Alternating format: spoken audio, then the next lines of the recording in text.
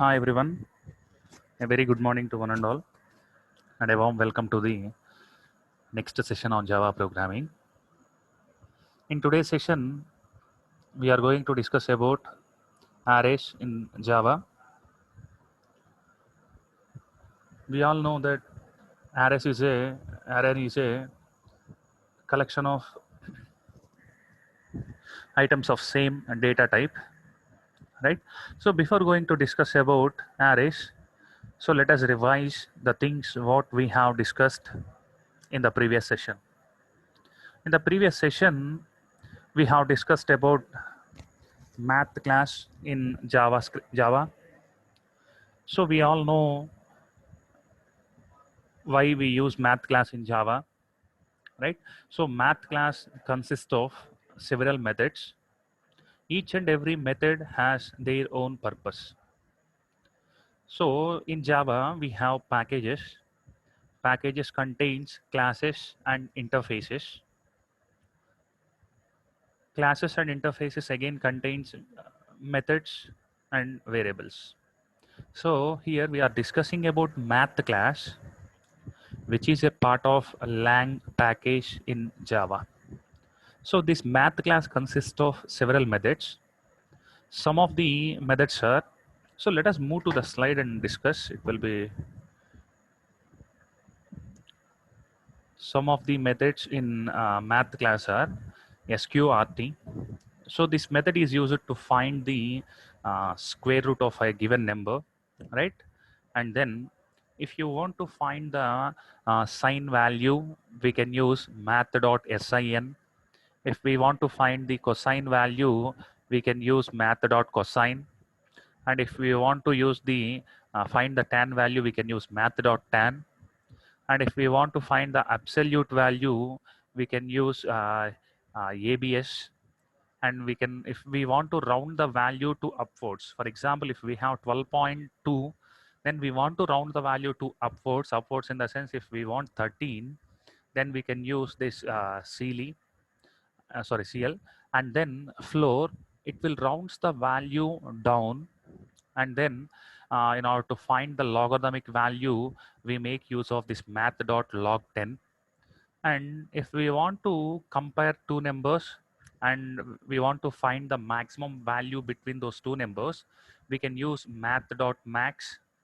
And then if we want to find the minimum value in between the two numbers, then we can use math.minimum. And if we want to find the power of a given number, we can use POW.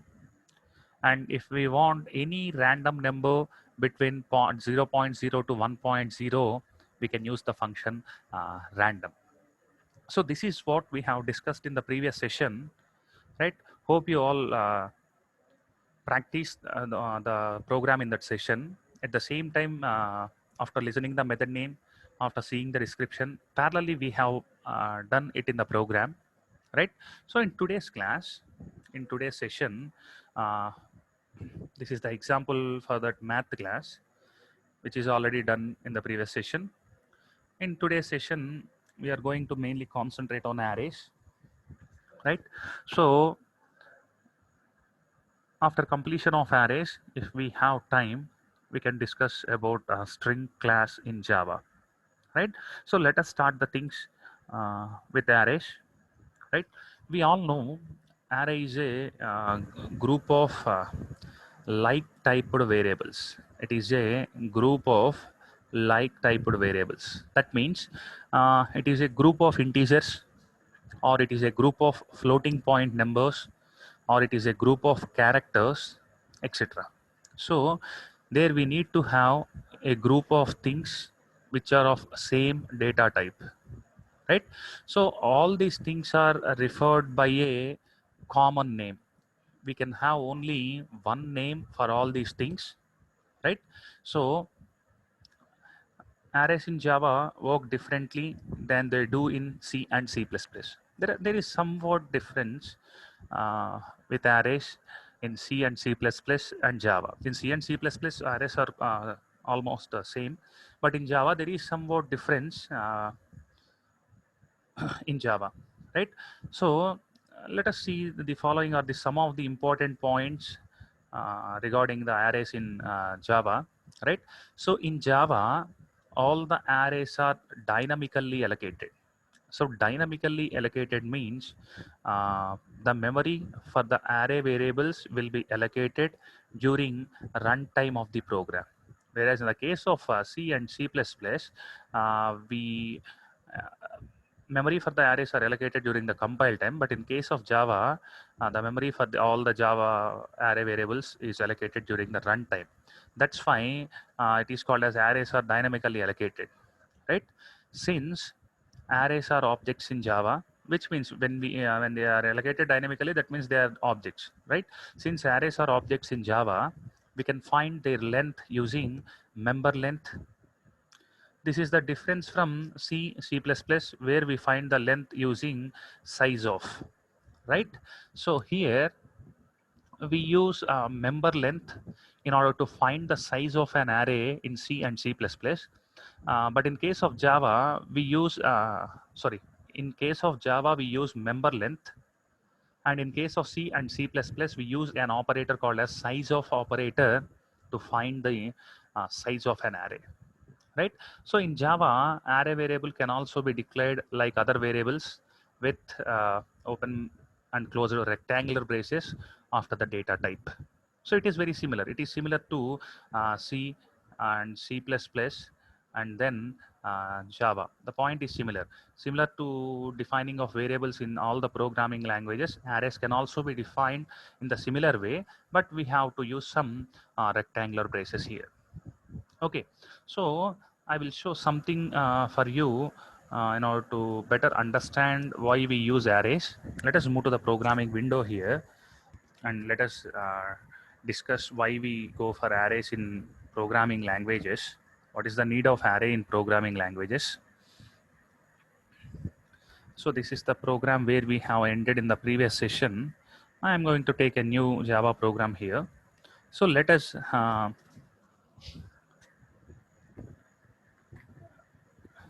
so our class name is AR, right? And it is the main method of this particular Java language. Now, now I need, for example, I have a work and I need 5 variables. So if I need 5 variables which are of all integer types, I can define int a comma b comma c comma d comma e, right? It is fine. For some other purpose, I need 20 variables.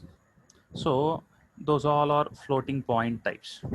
So 20 variables in the sense I use A1, A2, right? A1, A2, and so on A20. Similarly, for any purpose, I need variables of 100 number of variables. There I can use something called as B1, B2, and so on B100. Right? I'm just using so on, that's a dot symbols. If I don't use that so on, I need to write A1, A2, A3, A4, A5, A6, and so on A20. At the same time, if I want to write character variables, then I need to mention B1, B2, B3, B4, B5, B6, B100. So it is very difficult to write hundreds and hundreds of variables in a program. At the same time, I may get confused because I if there are only 5 to 10 variables, then we know why we used that variable. For example, if I have used C equal to A plus B, it is very clear. C is an output variable and A and B are input variables. A and B are input variables. Then now we have some clarity that C is an output variable and A and B are input variables. Similarly, if I write something called as B1 equal to some B2 plus B8. Similarly, here also we can remember that B2 and B8 are input character variables and B1 is the output character variable. Similarly, when we have some 1,000 variables inside the program, then the programmer or the user may get confused which variable is used for which purpose. So in order to overcome these two drawbacks, we go for the concept called as arrays. So here we need 5 integer variables. We have used a comma b comma c comma d comma e. In spite of using all these things, by simply using a of 5, that means we are defining an array where the name of the array is a, and this array can accommodate up to 5 variables. All the variables are of integer types. So here we have studied one point here in the PPT. Arrays in, one second.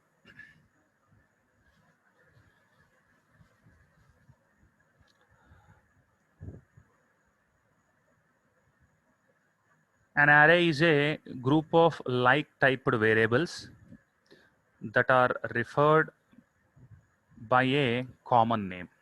So if you observe here, right, if you observe in the program,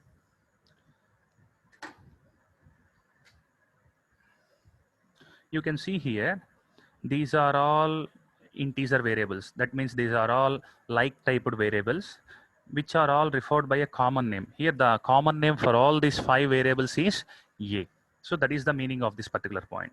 So by simply mention int a of 5, that means we can um, store 5 integer variables. Similarly, as I said earlier, if I want some floating point variable of 20 variables, instead of defining them b1 to b20, we can simply write float b of 20, right? I will show the syntax, don't worry. I'm just explaining how we can define n number of elements under a single name, right?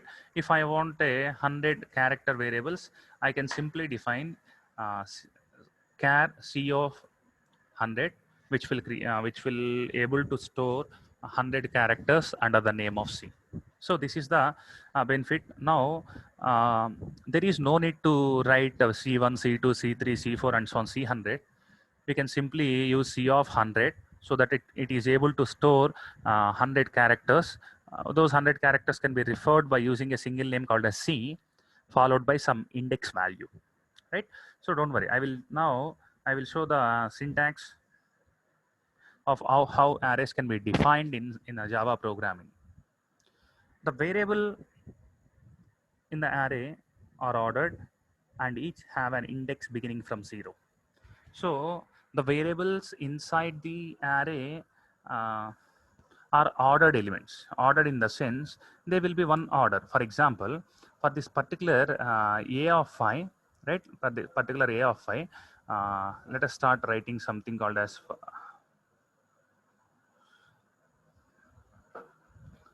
a of 5.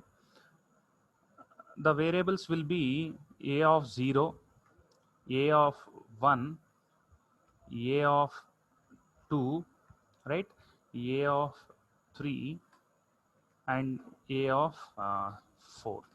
So we have defined a of 5.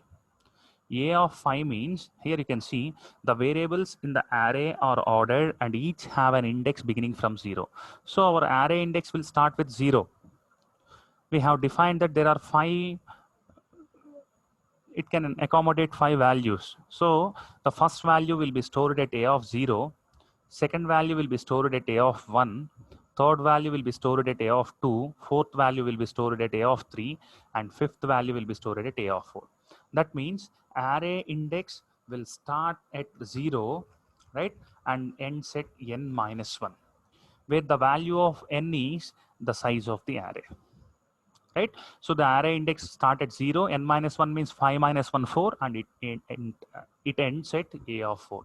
Similarly, right, similarly, for this particular a of 20, right, for this particular a of 20, its index will be, sorry, b of 20, right?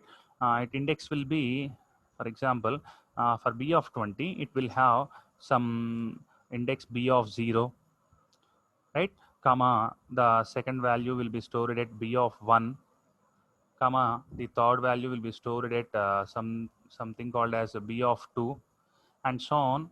The last value will be stored at, the last index will be n minus 1, 20 minus 1, that will be b of 19 will be the last element of this particular array. So this is how array will store an elements. If we define a of 5 means internally that will be converted, and internally that will allocate a of 0, a of 1, a of 2, a of 3, a of 4.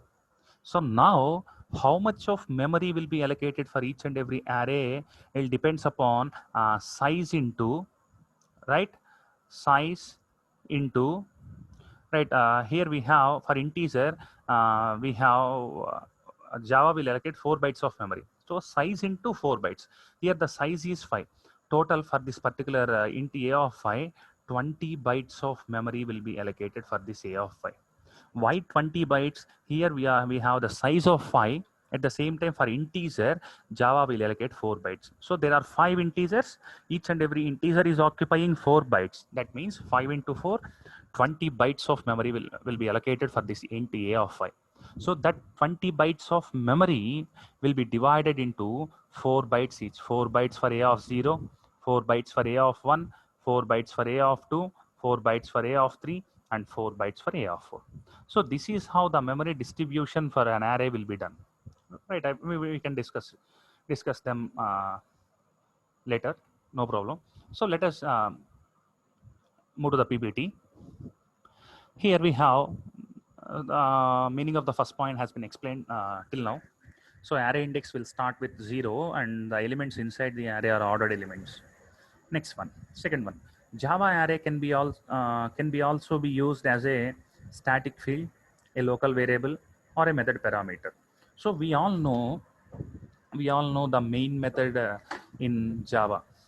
The main method in Java, you can see here, string args, which means, right, which means we are creating a string array here.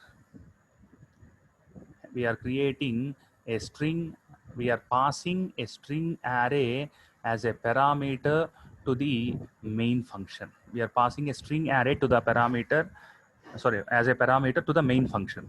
So that is the point what was represented here. So the point here is Java array can be a method parameter, right? We can define it as a method parameter, or it can be used as a static field, or it can be defined as a local variable, right? It is a, now this is a Java local variable, array local variable. This is an array local variable, and it is an array local variable, and it is a method parameter. So meaning is that Java arrays can be used as a local variables. Java arrays can be used as a parameters for the methods, etc. So that is the meaning of second point. And third one, the size of an array must be specified by an integer value and not long or short value.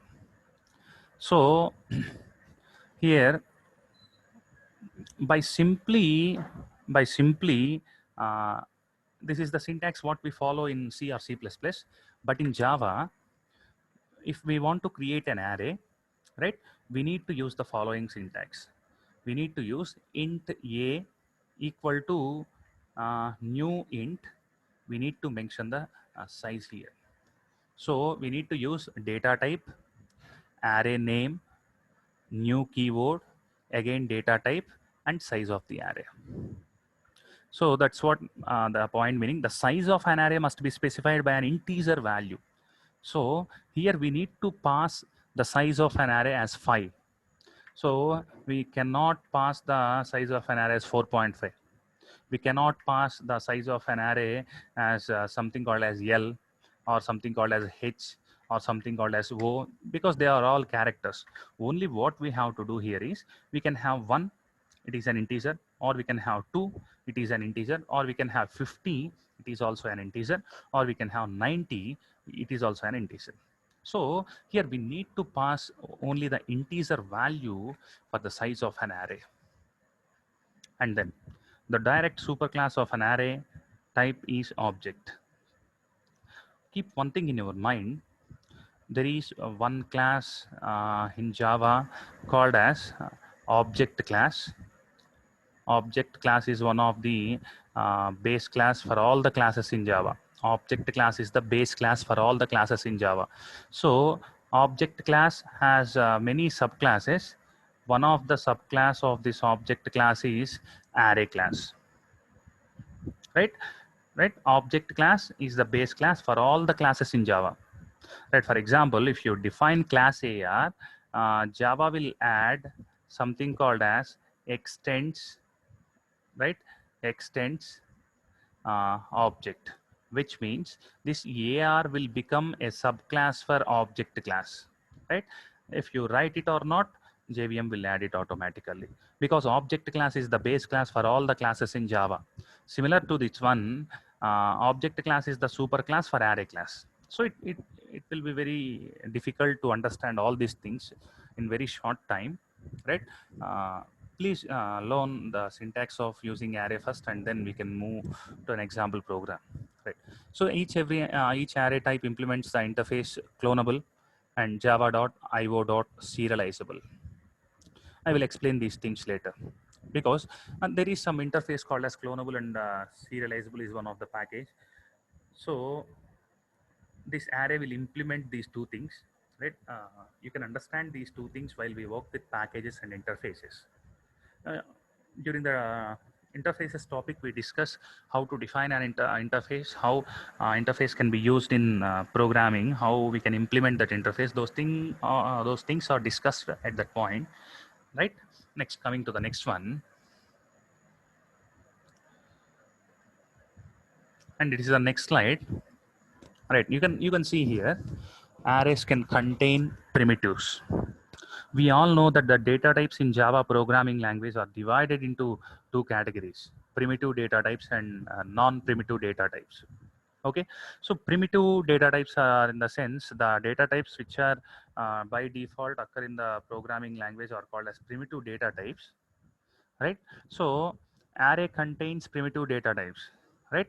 So the examples of primitive data types are integer, character, etc., as well as object or non-primitive references of a class, depending on the definition of an array. So we can have primitives, we can have object, or we can have uh, non-primitive, that is object or non-primitive references of a class, depending upon the definition of an array. So in case of primitive data types, the actual values are stored in contiguous memory locations. In case of objects of a class, the actual objects are stored in heap segment. Right. Don't worry about this point. Don't worry about this particular point. I will explain it later. Now let us discuss the point. Let us discuss the point. Uh, what is contiguous memory location? Right. So here, when we define an array, with I will show it in the programming window. Let us move to the programming window.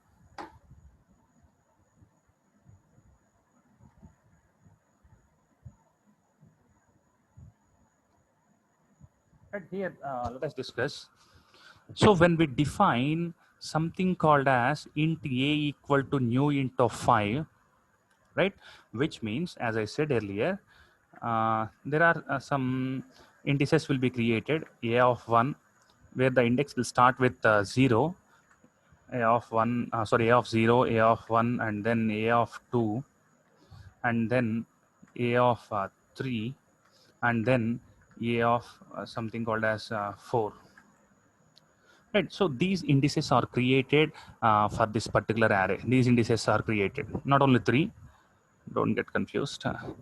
Right. These indices are created for an array of integer 5. Right.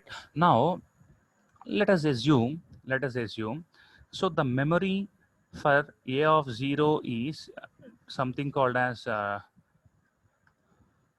memory for a of 0 is, let us assume the memory for a of 0 is 2000, and the memory for a of 1 will be 2004. The memory for a of 2 will be, the starting address for a of 2 will be 2008.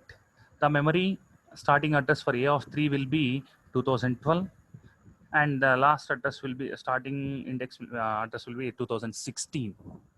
Which means when we define int of 5, 5 indices from 0 to 4 will be created.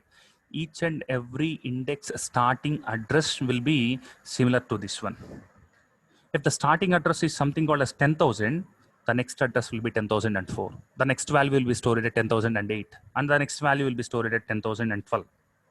So this is called as contiguous memory location. Continue, right? This is called as contiguous memory location. So if we define int of 5, there are 5 indices. Each and every index will store at some address. So the address will be contiguous. If the first element is stored at 10,000, next element will be stored at 10,004. Why there is only 4 difference? The 4 difference is for integer data type. For a variable which was defined as integer, in Java, 4 bytes of space will be allocated. So that's why it has taken a difference of 4. Now, let us assume, right? Let us assume we have a character array, right? Character array where the size of the character array is uh, something called as 3. If the size of the character array is 3, that means it will create 3 indices, C of 0, C of 1, and then C of 2. So these 3 indices will be created inside with the char of 3, right? For example, if the first index was stored at something called as 4500, the next index will be 4502, and the third index will be 4504. Why there is only 2 difference? The 2 difference is for character variable. So in Java, for a character data type, it will allocate 2 bytes of space for each and every character variable. That's why if the first character is stored at 4500 address, the next character will be stored at 4502, and the next character will be stored at 4504. So if you observe the allocation of memory, the allocation of memory is continuous.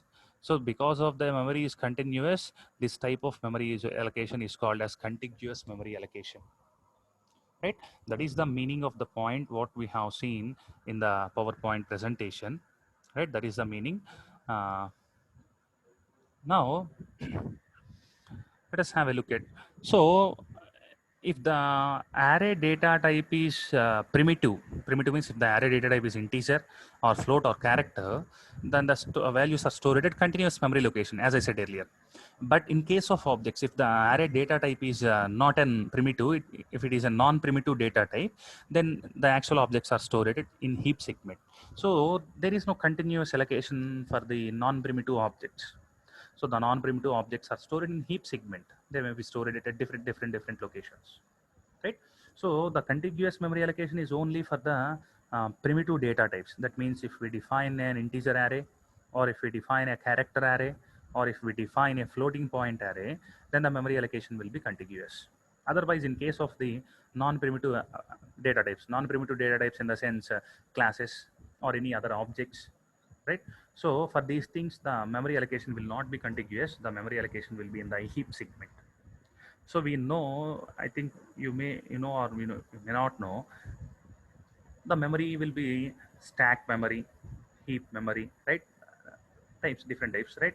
Among those, heap is one of the memory, right? And the non-primitive arrays will be stored at heap segment, right? It will be discussed later. Next one. For example,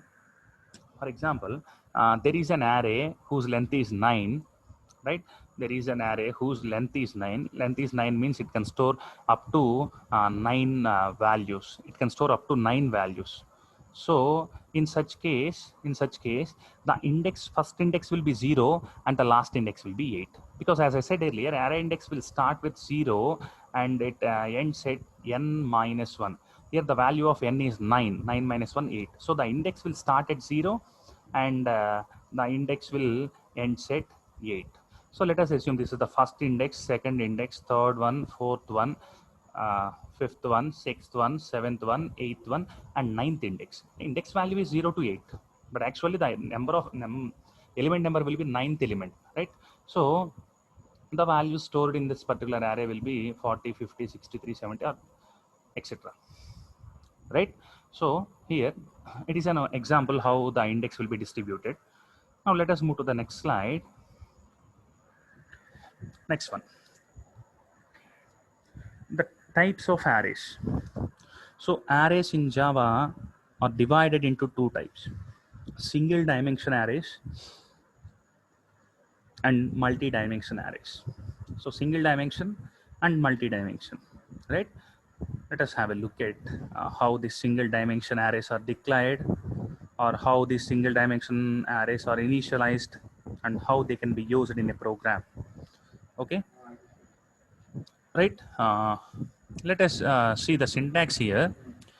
So here the syntax is data type array, right? Data type array. Here the difference between these two things, or the third thing, is that usage of these rectangular braces, which are called as subscript, which are called as subscript, right? Which are called as subscript.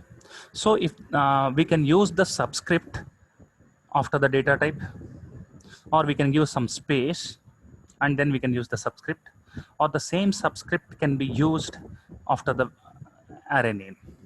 So I will show them, don't worry, I will show them in the programming window. It will be very clear. So the three ways of defining arrays,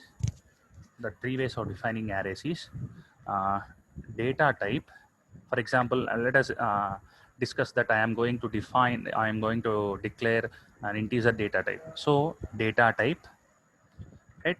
Along with the data type, I can use braces, and the name of the array is A. It is one type, and another type is data type, some space. We can use this subscript and then name of the array. This is another type. And similarly, we can also write data type space array name followed by subscript. So these are the three ways we can declare an array in Java programming language, right? So these are the three ways. After the declaration, it is a declaration. We need to create some space. So in order to create some space, right, we have to use array name equal to,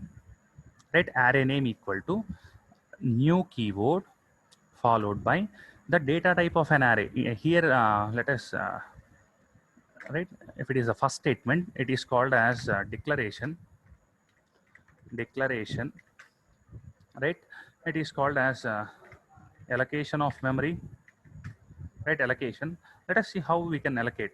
So we need to use the array variable name is A, and then we have to use new, and then we have to use the data type. So the array data type is integer. If I want to have the size of 10, I need to pass 10 here, and with a semicolon, right? So the declaration and allocation can be combined in a single line. Int, right? Int A equal to new int, right? New int of 10, semicolon. So these two statements can be combined and they can be written as like this, right? It is called as declaration part. It is called as memory allocation part. Whenever the JVM observes this new keyword, it will allocate some memory. It will allocate some memory. How the memory will be allocated? The memory will be allocated depending upon size, right? Size into memory for the some data type. For example, here the size of array is 10 into, for integer data type, Java will allocate 4.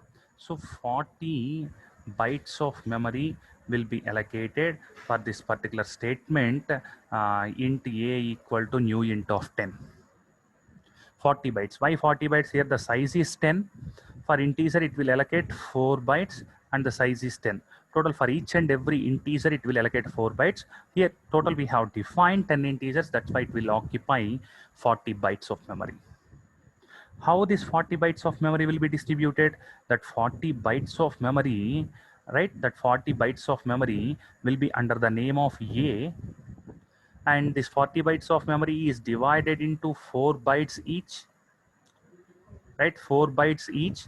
So each and every cell will be 4 bytes, and so on 4 bytes, and the value which is used to refer the first space is a of 0, the value which is used to refer the second space is a of 1, third space is a of 2, fourth space is a of 3, and so on 10th space is a of 9. So for example, if the memory address for the first cell is 1000, then for the second cell it will be 1004, then the third cell it will be 1008, then the fourth cell it will be 1012, etc. Because it is a contiguous memory allocation, as we studied in the last PPT, last slide. Now I think almost it is clear for everyone, right? Now let us see the next point. Right, this is how a one-dimensional array is defined, right? As I said earlier, array index will start with 0. That's why if we define an array, right, if we define an array with the a of 5, that means total 5 indices will be created, where the starting index value will be 0 and ending index value will be 4, right? So each index in the array holds some value. So at 0 there is some value, at 1 there is some value, at 2 there is some value, at 3 there is some value, and at 4 there is some value. Right, let us move to the next one.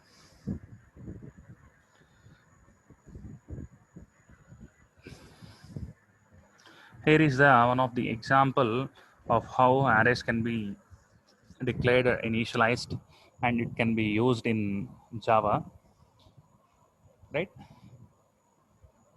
So with this, I am going to close today's session. In the next session, I will start explaining how arrays can be created, how arrays can be initialized, how arrays can be accessed by using an example program. I will start with one-dimensional array. I will start with an example on one-dimensional array, and then I will complete the theory part regarding the two-dimensional array. And if we have still time in the next session, I will complete an example on two-dimensional arrays also, right? And till now, in today's session, we have discussed about arrays in Java. We have discussed that there are two types of arrays, one dimension and two dimension. So arrays are called the collection of homogeneous elements, or the collection of elements which are of same data type is called as an array, right? So in Java we can have single dimension or multi-dimension arrays. So each and every array index will start with 0 and ends at n minus 1. The memory allocation for the arrays will be contiguous memory allocation, and we can have arrays for primitive data types, or we can have arrays for non-primitive data types. If the arrays are for primitive data types, then the memory allocation will be contiguous, and if the arrays are for non-primitive data types, then the memory storage will be in the heap segment. So this is what we have studied. We have also seen how arrays can be declared in the program, right? There are three ways. We can use the subscript along with the data type, or we can use the subscript before the array variable name, or we can use the subscript after the array variable name. One thing in the Java programming language is, in order to create an array in Java programming language, we have to make use of new keyword, because array is also an object, right? And at the same time, array class is a subclass of object class. As I said earlier, object class is the base class, object class is the parent class for all the classes in Java. For example, in any example program, if you have written class A, JVM, that means while compiling and running the program, Java virtual machine will add class A extends object.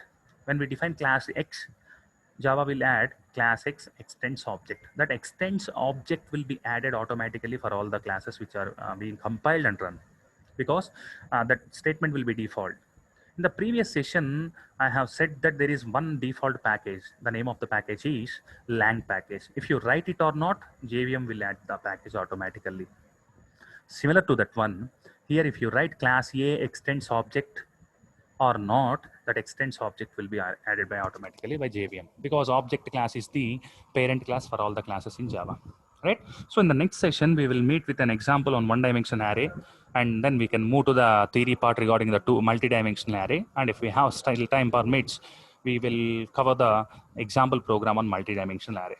I'm very thankful to all the listeners of this video for being here from the last 45 minutes. Hope you all enjoy this session today, and we will meet you in the next session with the example on one-dimensional array. Thank you for being here once again.